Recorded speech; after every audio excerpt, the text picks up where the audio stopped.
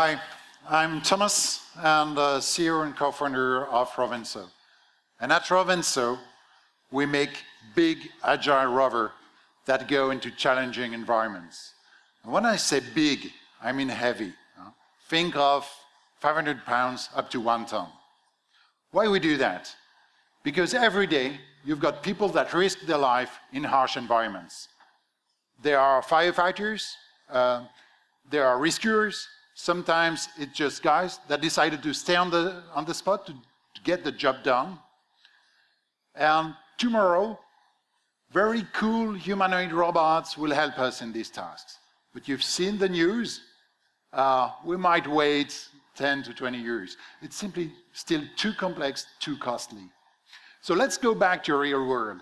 And let's study, for instance, Fukushima. And let's see what were the bottlenecks in using robots there. First bottleneck, they had a lot of solutions, a lot of robots to sense and inspect. But as soon as they needed to act on the environment, for instance, cut, drill, or to transport heavy stuff, they were losing both mobility and speed. That's why at Rovenso, we come with ROVéo, a revolutionary rover able to overcome obstacles much bigger than the wheel size. Here the step is 1 meter high. So the good news, it works as well in unstructured, in rough terrain, in unstructured environments and in structured environments. And the very nice thing is that the robot here doesn't even know it's climbing an obstacle. It just goes forward. And it's mechanics that is passively adapting to the terrain profile. It's extremely simple, it's extremely robust and reliable. So if you compare that to standard rovers, they are stuck by obstacles of just half the wheel size. We're not, obviously. Walking machines, big walking machines are just great from an engineering point of view, but they are extremely complex. You need to actively balance your weight. Here we just have 4 motorized wheels, and we can just go forward. Same mobility. And tracked systems have great mobility in rough terrain.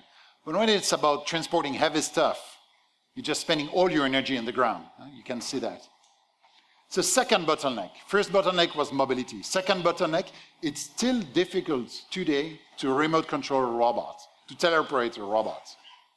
You just have a video feedback from an embedded camera, and it's hard to figure out the environments. Where are the obstacles? What is the attitude, the behavior of the robot? That's why at Rovenso, we don't only conceive high mobility platform, we take care of the whole chain. And we build a very intuitive control station. We use immersive vision, so suddenly it's like the operator is sitting on top of the robot, like in your car. So you can figure out, okay, here are the obstacles, here. It's very easy, very intuitive. And we use force feedback joystick, usually used in surgery, so the robot helps us to be guided in the environment. It's hard to figure out, so I really make you a promise. Just come to our booth right here. Make the test. After 30 seconds training, you'll be able to drive a 1-ton robot in simulation into very narrow spaces. So what's the vision? The vision is once you can move heavy stuff in rough terrain, in challenging environments, you can bring robotics into verticals where automation was not possible before. Namely, construction, mining, waste management, oil and gas industry, and industrial decommissioning. And this one, the nuclear decommissioning, and the market we choose as market entry, mainly for 3 reasons. First, it has very few competitors, high entry barriers, and there is a huge political pressure currently to automate and to reduce costs.